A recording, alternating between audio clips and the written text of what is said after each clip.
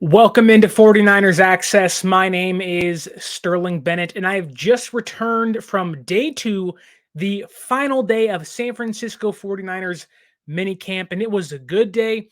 It was a fun day. It was the final day of minicamp before the San Francisco 49ers go on their 5 to 6 week summer break, then return eventually in late July for training camp, in which fans can attend. And if fans can attend, you can use our promo code 49ers Access, 49 ERS ACC ESS at SeatGeek.com to save yourself $20 off your first purchase at SeatGeek.com. But with the action of day 2, the final day of Niners minicamp, we have some housekeeping to get into before we continue with the rest of the show. Nick Bosa did not participate again. It took place in no drills, in OTAs, in minicamp. He was probably doing quad workouts somewhere in the training room, somewhere in the facility with the trainer. Elijah Mitchell continues to do work on the sideline, and as he continues to work through an undisclosed injury that Kyle Shanahan said he had a couple days ago. So no Elijah Mitchell once again, meant Jordan Mason and Ty Davis-Price got the brunt of the second and first team reps, with Christian McCaffrey filtered in here and there. Fred Warner, Mooney Ward, Dre Greenlaw, and Demetrius Flanagan-Falls all worked on the sideline again today. Mooney, Ward, Greenlaw, and Warner didn't do any drills in OTAs or minicamp, so they are definitely taking it light until training camp begins again later in July and early August. Marcelino McCurry Ball got second team reps at Mike linebacker. There was a good example of him today leading the defense, very commanding presence. So a good sight to see for a young player trying to prove himself. A safety, former safety turned linebacker last year. I know shined in preseason early, kind of filtered off towards the end of preseason, but a good sign from him. This linebacker room is very top heavy, but not much depth behind it. Oren Burks seems like a lock, but if a guy like Ball can come in and kind of declare himself, make a statement, it's a good sign for a young player. Also, we saw Brock Purdy again, and no, he wasn't drinking water. No, he was not, but we did see him for a very, very short period of time while the team was doing team drills.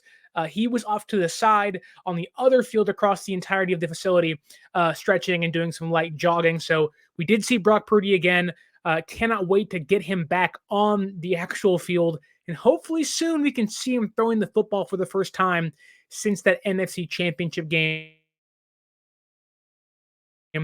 once training camp returns. And look, with it being the final day of Niners minicamp, the off-season program, I wanted to kind of share with you a very funny thing that I thought at least was funny. Yesterday, that being Tuesday, we got porno stash Nick Bosa in his post-game or his post-practice press conference, and today we got do-rag wearing Talanoa Hufanga, and then in his post-practice press conference, Javon Hargrave walks on stage and is his first time talking to the media, I believe, in OTAs and minicamp after reporting earlier this week. And as he walked up sideways, my mind just, all I saw was the biggest butt I have ever seen in my entire life. I mean, this man, he is equal size, at least width-wise, to Trent Williams. He looks bigger than that girl Zion Williamson's hooking up with Mariah Mills. This guy is so freaking thick. I sat there and said, wait a minute, what? What is that thing?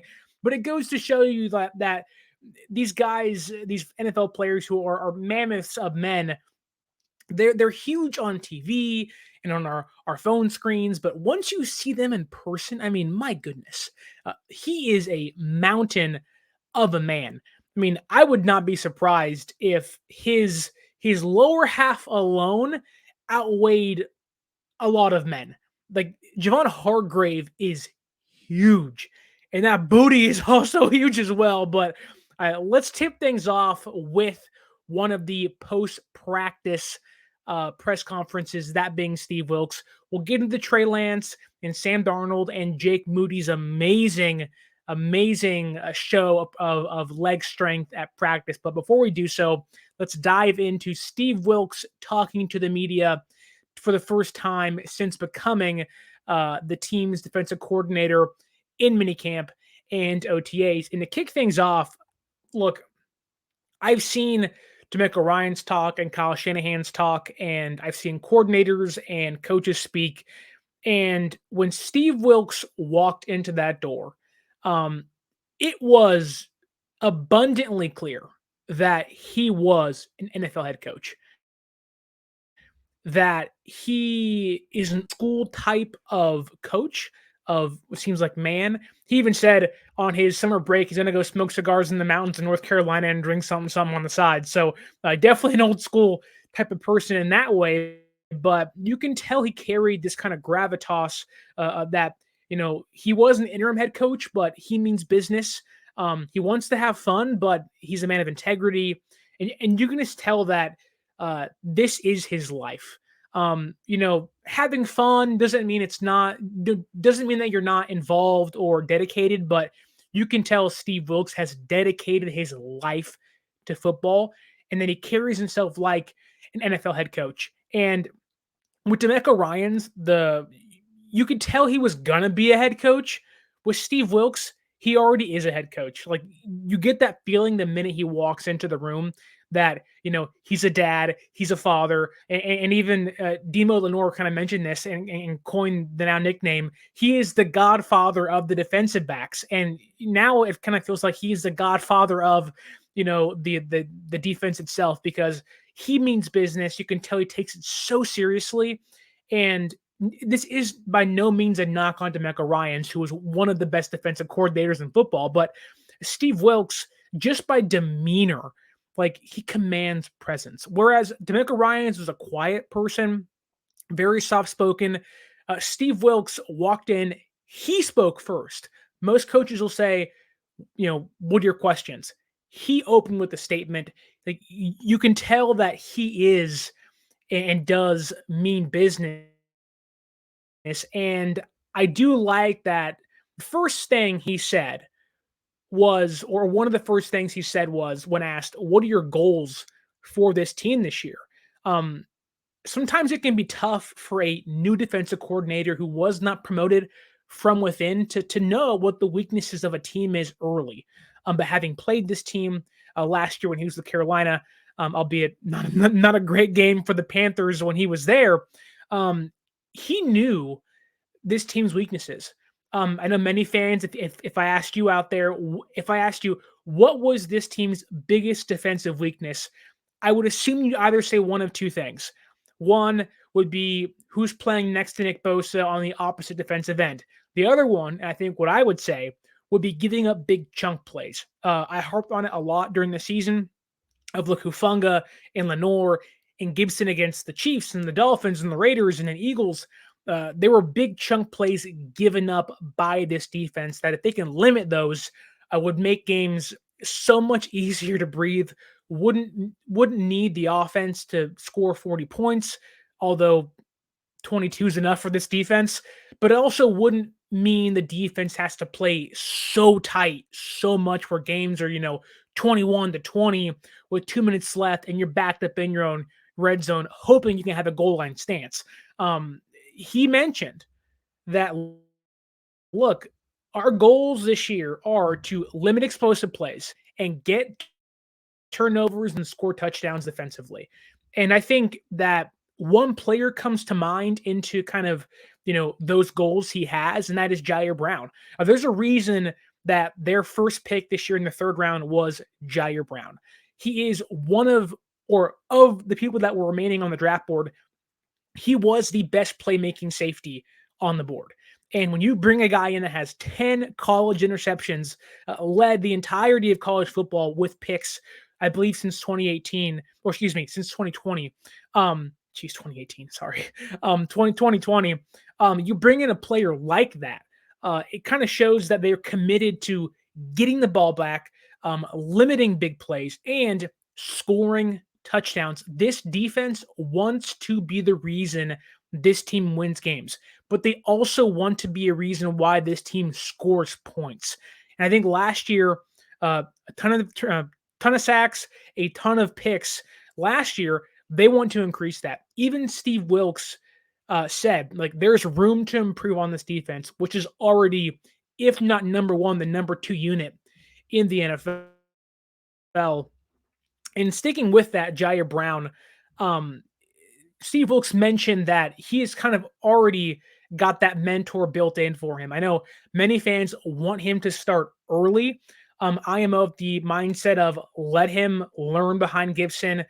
Brown has a lot of elite traits, but there are some things that if he can get time under his belt, he can clean up. He's a slower player that plays fast, if that makes sense. Again, if you can hone in your weaknesses while learning behind someone like Deshaun Gibson, who apparently has already taken Brown under his wing. Brown is picking his mind constantly. Hufanga has been a good presence for Brown already, very communicative for the young safety. You can have someone like Gibson who's seen the NFL for, I believe, 3 or 4 different teams. Was a big presence on this defense last year. There is not a coverage he has not seen. And you have someone like Gibson for one more year on the roster, may or may not retire, likely his last year. And you already see the building blocks of the progression that Jair Brown is going to make, or hopefully can make, behind Gibson, with Gibson teaching him and really becoming that mentor for him while Brown sits behind him on the depth chart. Another big thing was Nick Bosa. Apparently, Nick Bosa and Steve Wilks had a conversation, I believe, yesterday. If you're seeing this, probably on Tuesday. And it really, many people wanted to know, what was that conversation? Was it, how he plays and kind of, what Bosa wants out of the defense? When you're the reigning defensive player of the year, you may have a right to demand certain things. And Steve Wilks said, no, that conversation was, to build a relationship, to get to know him as a person. And when asked, who Nick Bosa reminds him of, you could not go wrong with the 2 players he named. That being Luke Kuechly and Brian Urlacher, multiple All-Pros, multiple Pro Bowls on both those guys' resumes. And the reason why, and here's a big thing here, there's the reason why Steve Wilks named Urlacher and Kuechly was because, one, they are trying to build a legacy in the NFL, and 2, they have their eyes towards Canton, the Hall of Fame. Wilks said that Nick Bosa, even after being Defensive Player of the Year, his goal is to get better. Where can he get better this year? Can he get more sacks? Can he be better against double teams? Like, Nick Bosa can easily do the exact same thing he did last year, and fans would not complain. You give me a near or equal to Defensive Player of the Year status every single year once his new contract sets in, no fan's going to complain. But Nick Bosa is not complacent. And for Steve Wilks to say that of a player of Nick Bosa's status of, look, Defensive Player of the Year, he doesn't have to do anything else, but he wants to improve. He wants to get better. And again, we talked yesterday that you add Javon Hargrave and Drake Jackson, if he can be who we think he can be, and Eric Armstead, and this defense next to Nick Bosa, why couldn't he improve? The difference is, this isn't the Nick Bosa or a player that's saying, yes, I'm the same player I was last year. While, yes, he might be, he's also trying to be better than what he was last year. And to hear Steve Wilks say that, to kind of compare him to Urlacher and Kuechly, 2 guys that defined generations at their position, I believe Nick Bosa is also trying to do that, which is so funny to me because so many NFL Network people and PFF still have him ranked number 2 and 3 amongst edge rushers, like he didn't just lead the league in sacks and win Defensive Player of the Year. Like, I get it. You love Micah Parsons and Myles Garrett's great as well, but like, how does the reigning Defensive Player of the Year rank number 3 behind guys that he had much better seasons than? That doesn't make sense to me. Hopefully, Nick Bosa proves it to all the haters that still exist somehow. I don't understand that. But continuing here with Wilks's comments, one of the big things with Wilks is he is a former defensive backs coach. His specialty is defensive backs. Again, you draft Jair Brown, you bring in Miles Hartfield. You come into a situation that basically has their 2 top corners, but you sign Isaiah Oliver, who is a free agent. Like, you can see Steve Wilks, imprint already on this defense when it comes to the defensive backs they have brought in. He wants physicality. And even Deommodore Lenoir mentioned that, when talking to Wilks, that he wants me to utilize my weapons, being my hands, my feet, my chest. And you can tell that Steve Wilks wants a more aggressive style of cornerback and defensive back this year. God gave you those hands for a reason. Use them. You have these traits, you have abilities that, you used last year, but you can improve upon this year. There are things you can tweak that someone like Steve Wilks can see and say, look, I've seen this for a decade plus, try this instead. And I think with Wilks, when he dove into the cornerback room, he mentioned that, look, Moody Ward, who's getting paid a lot of money, and I know late towards the year, many fans said he kind of tailed off. I disagree. There were certain plays, yes, that did hurt this team, but overall, he was phenomenal all year long for this team. And Steve Wilks said Moody Ward is one of the best cornerbacks in the NFL. He had a lot of high praise for Lenoir as well. He mentioned that, Lenoir, it's funny because Lenoir mentioned that one of his goals is to be one of the best corners in football. But more importantly, he mentioned where he needs to improve. That is the deep ball. And he mentioned my deep ball skills must improve. And he mentioned plays like against the Raiders and the Eagles and the Cardinals against AJ Green. Like, he mentioned plays specifically saying, look, I had a good year last year. I can get better.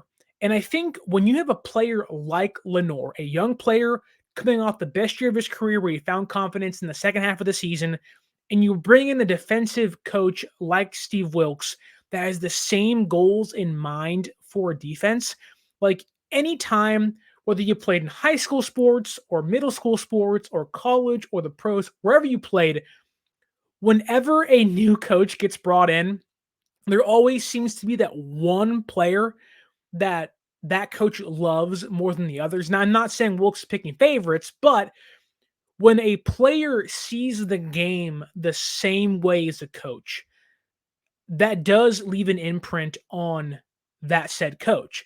And I do think Lenoir and Wilks might see the game the same way. And I think we're going to see a better and more improved Lenoir this year, where we saw him ascend a little later in the year and kind of become that, number 2 solid cornerback. And I think there's more room to improve there. Lenoir admits that himself. And I think Wilks having the same goals in mind for the team as a whole, and Lenoir having those goals for him specifically, when those two things line up, that's when magic happens for a defense and a player like Lenoir. So I think big things are coming for Lenoir this year. He's been great in OTAs and minicamp so far. I talked about it plenty of times. He can easily be the top of our highs and lows almost every single day. But I don't want to do that. But he's been that good of being kind of cornerback number 2, locked down across from guys like Womack and Thomas. And speaking of Thomas, I mentioned early in the OTAs and even before them that Ambry Thomas finds himself on the roster bubble. And even early, we have seen glimpses of improvement. Yes, there's been some hiccups. That's football. But we've seen him go from, second team with Mooney out, which really becomes third team, to now he's taking first team reps across from Lenoir. Whereas guys like Womack have fallen down the depth chart. Now, does that mean that that's how it's going to happen come season time? No, it doesn't.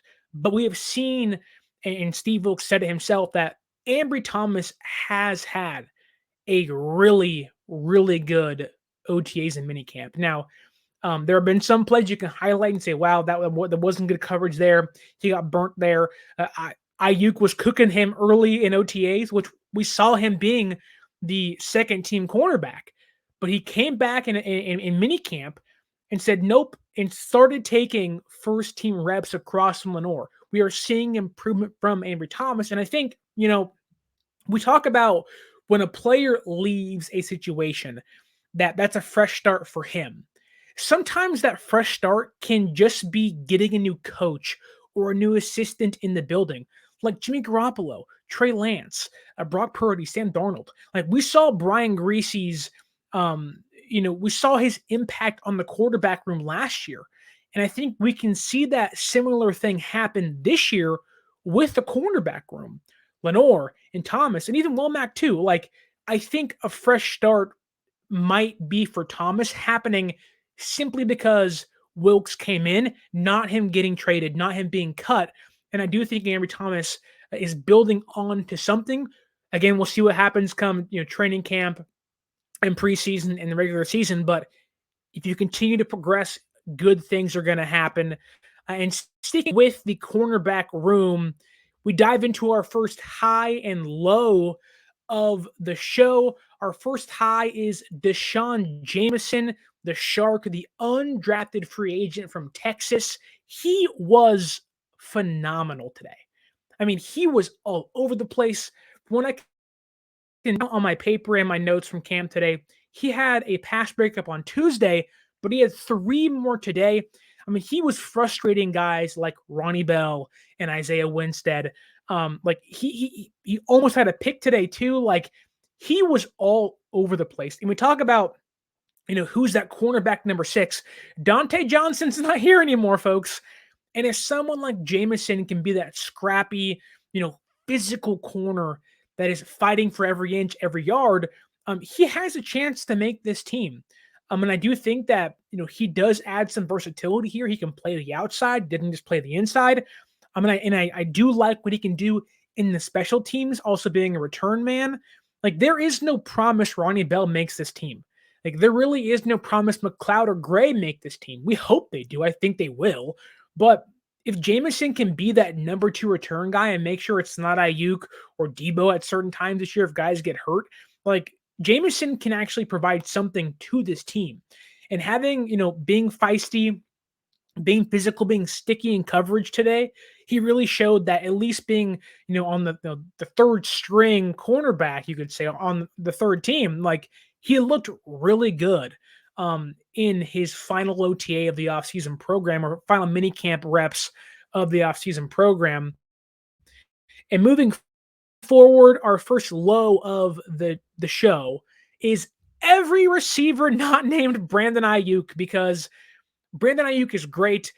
Lenoir said he'll be a top 5 receiver this year. It's looking that way. He looks motivated, ready. He feels underrated. He feels underappreciated. He is out to show the NFL and put them on notice. Lenoir said that. I'm saying it too. Ayuk looks just awesome. He can easily lead this team in targets once again this year.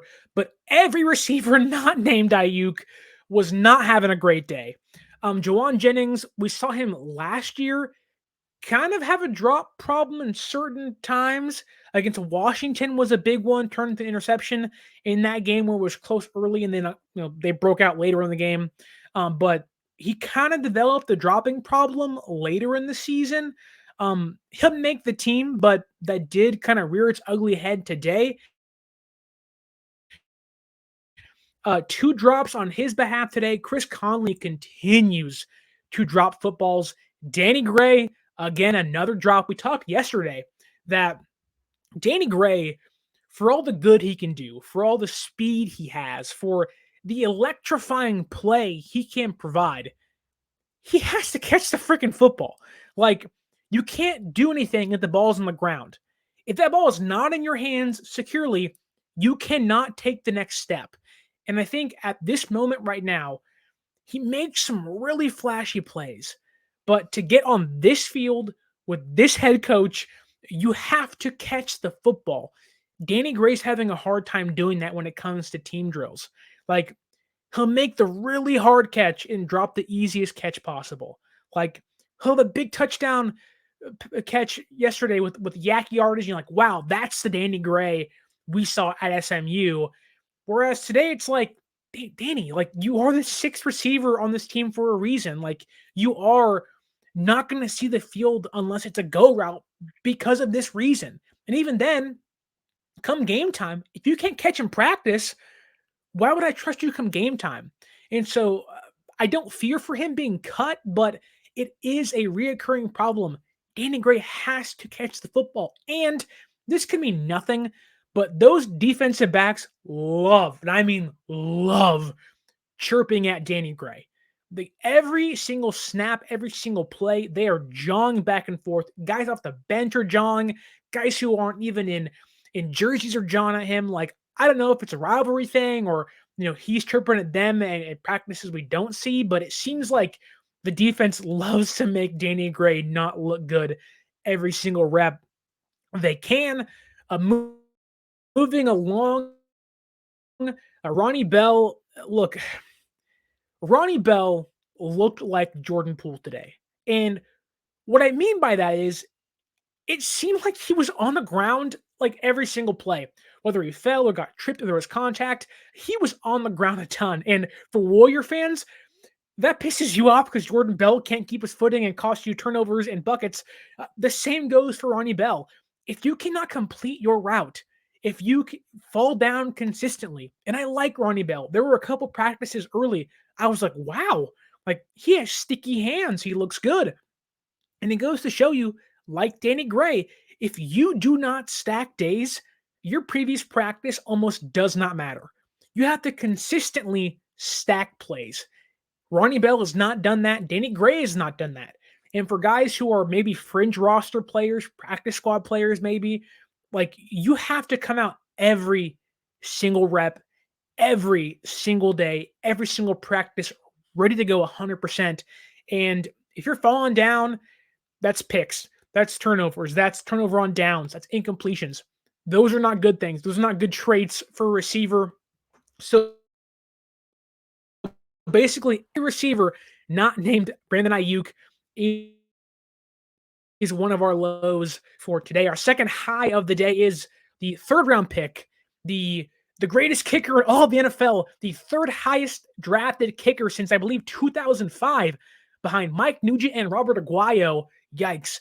Jake Moody, he was showing off today. In his final day of minicamp, it was the Jake Moody showcase. Brian Schneider, the the special teams coach, said he had a perfect workout for San Francisco. Today was the perfect showing of his workout skills and his field goal kicking skills. They were just touting him out there nonstop. Zane Gonzalez, go in the corner. No one cares. Like, go over there and sit down. You are not this team's kicker. Jake Moody was 6 for 6 today.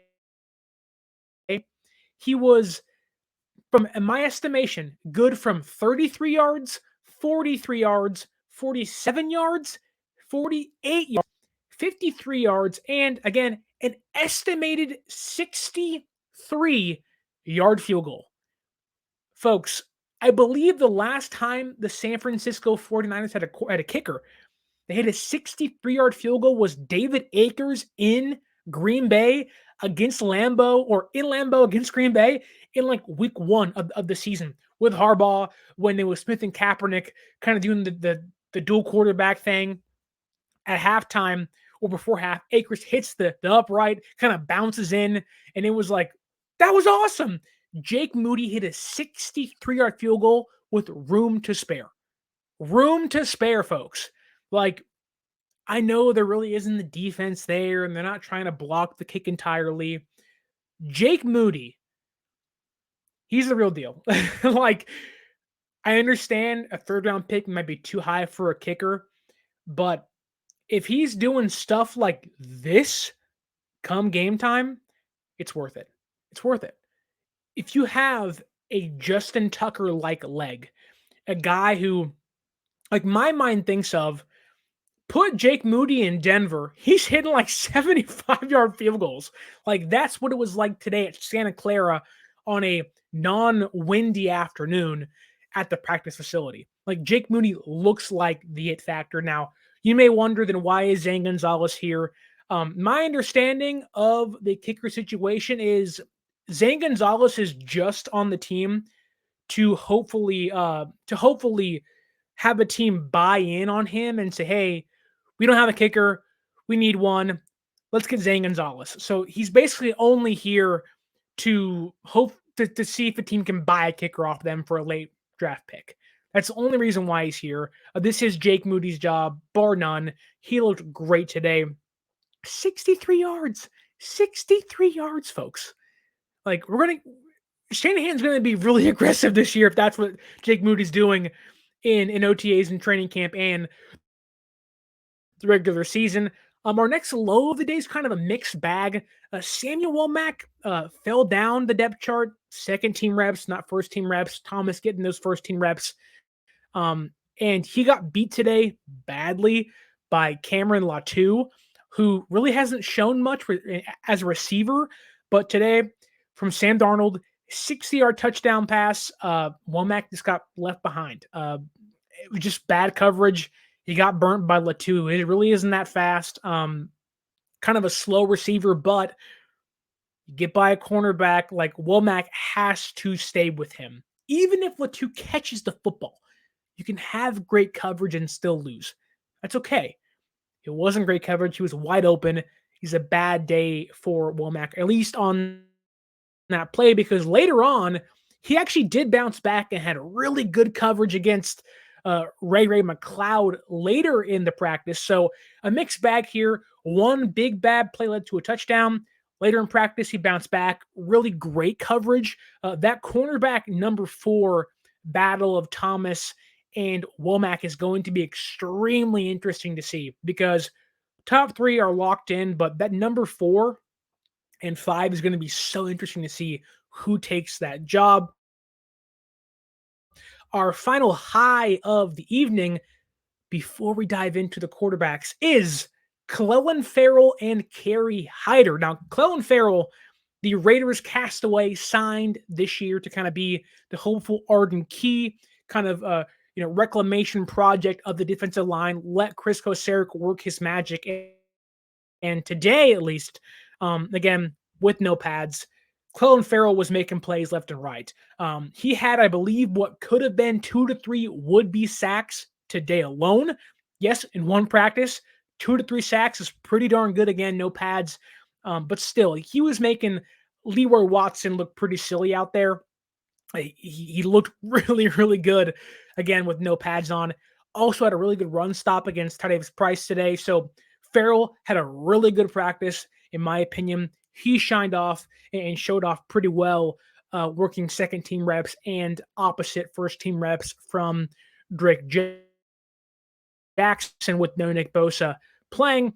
But the one play everybody wants to talk about was of Kerry Hyder. I know folks criticize people on Twitter, reporters, why'd you report it this way, not this way?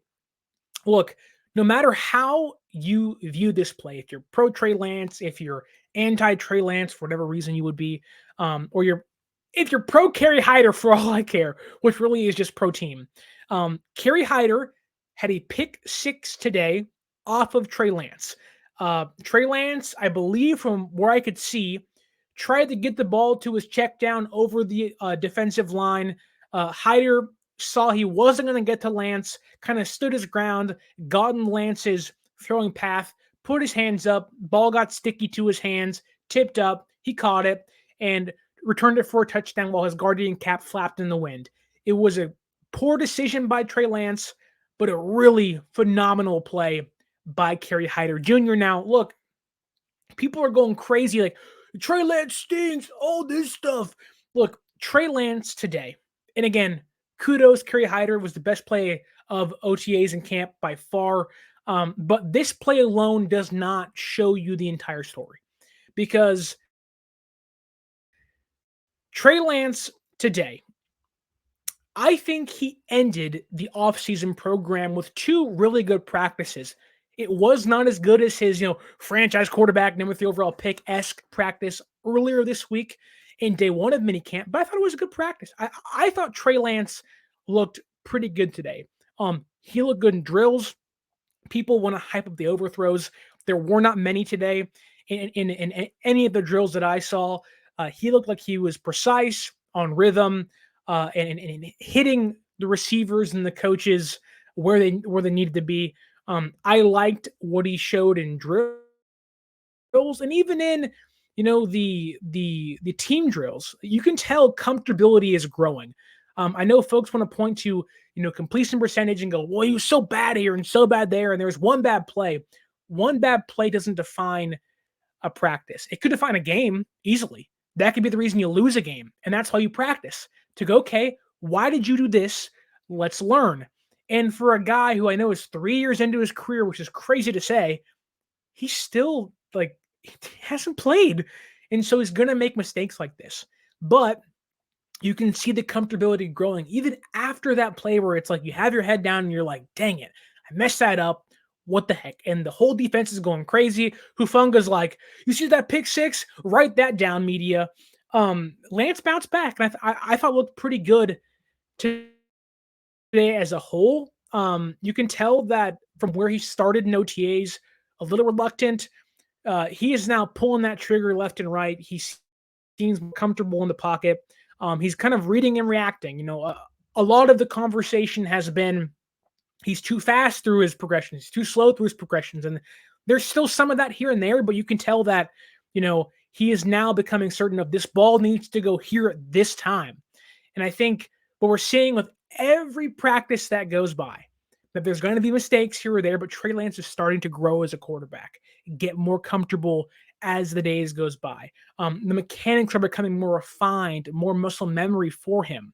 I think Trey Lance is growing and learning as each day goes by. Again, a bad pick six doesn't take away from a 60-yard touchdown bomb to George Kittle up the seam of the defense. Like, I know folks want to hear the bad stuff, like the media and even fans sometimes feed off negativity, because if you aren't doing the good stuff, like, that should be a given. And if you're playing poorly, get out of here. I'm done with you. That's not how this goes. You have to kind of balance out the bad and the good. And I think Trey Lance is doing that. A 60-yard touchdown pass and one pick, that's football. The question is, how do you bounce back from that? And when you put together two nice, solid practices back to back, I think, again, Trey Lance, a lot of the times people focus on a play a lot. And I think sometimes it's more than that. Yes, the outcome matters. Of course it matters. An interception and any completion, a touchdown matters, obviously. But in practice, sometimes it's a lot more than just that. It comes down to, how's a quarterback reading a defense? Maybe guys are covered and you can't throw there. Well, in practice, you can't hold on to the ball. You have to get rid of it some way, somehow. So maybe you force a pass somewhere. I've seen Lance do that. I've seen Darnold do that stuff. And so I think Trey Lance, once training camp comes, I think he can leave these 2 days of minicamp saying, I got better. I progressed in where I needed to be. And going in the training camp, I think he's in a good place to, if he's winning quarterback number 2 or winning quarterback number 1 once Purdy comes back, I don't know. But I think he's put himself in a good place, ended things, on a good note to go into summer break and say, look, there's work to do, but I can be satisfied in what I did. And the same can be said for Sam Darnold. Sam Darnold looked really good today. He looked like the better quarterback on the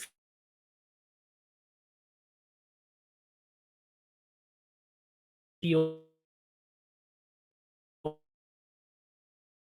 See our touchdown. Like, Darnold looks decisive. He looks like a starting quarterback. He was, boom, boom, boom, boom, touchdown pass, and you're like, whoa, like, where'd that come from? And I think that's been kind of a common denominator in a lot of the practices where Darnold has looked like the more consistent quarterback over time throughout the entirety of OTAs, entirety of minicamp, whereas Lance has had, maybe the lower floor, but a really higher ceiling. And I think that's where Lance has to improve. You can have the high ceiling, but you have to become more consistent across the board. Whereas Darnold has been kind of a little bit low, but then been kind of right there at the Mendoza line saying, look, I'm averaging above, I'm not dipping too much below the average line. And again, 5 for 5, 60-yard touchdown pass. I mean, there was a play today was really impressive. He rolled to his right, couldn't find anybody. The offensive line broke down, threw all the way across his body to the left side of the field and found Brandon Ayuk for a nice catch. Another big play was he found McLeod in a pocket of the defense, right over the second layer of the defense. Boom, right there for a catch. Like Darnold looked like the better quarterback today. He just did. And again, I think that's been kind of the theme where Darnold, the 3 of the 4 days, has looked like the better quarterback, right? I do find it funny where it does seem like that every quarterback that plays with the second team has looked better almost every single day. That's just weird to me. It just means nothing, but it's just funny to me. So we'll see what happens come training camp, but I did like what I saw from Trey Lance and also liked what I saw with Sam Darnold. But what I didn't like, what I hated actually, is what I saw on a certain radio station today. And that was, I won't say who it was. You can figure it out for yourself. I don't want to take shots to anybody. But I do not understand the Brandon Allen hype because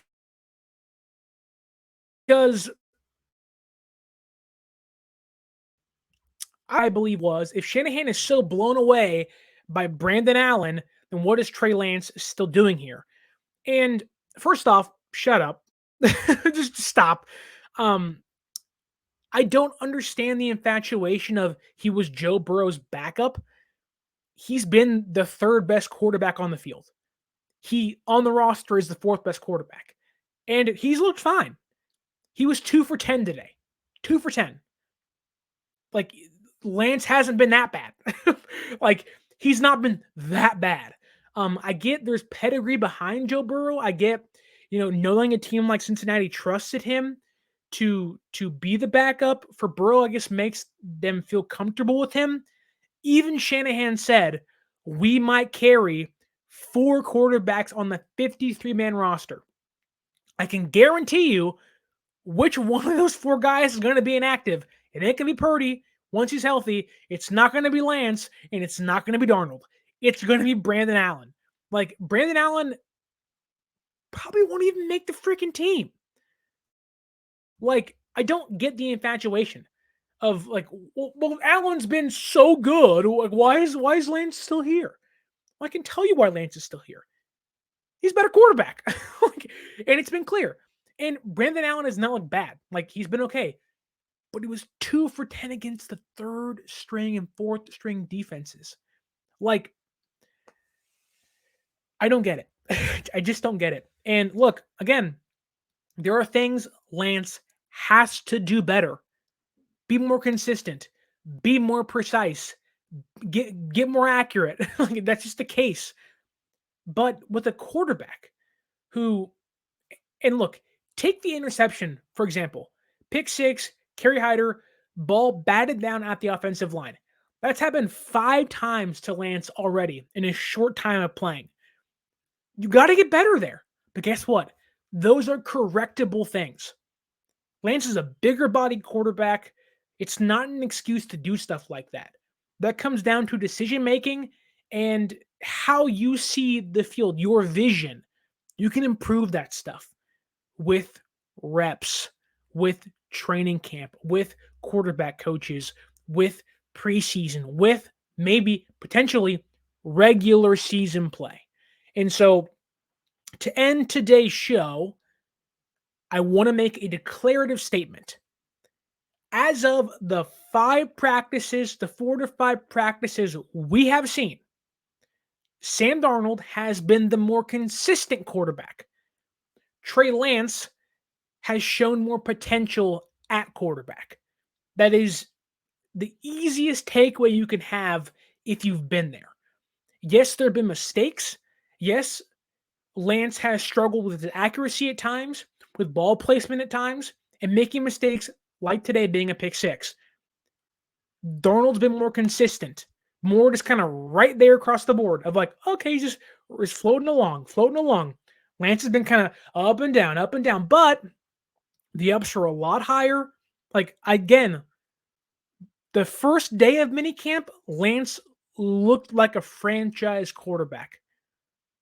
Darnold has not looked that good. Today, I think, was the best Darnold's looked the entirety of the practices, but was not as good as Trey Lance has been when it comes to peak performance at any of these practices. Let's end today's show, though, with a big thank you to you, the viewer, the listener.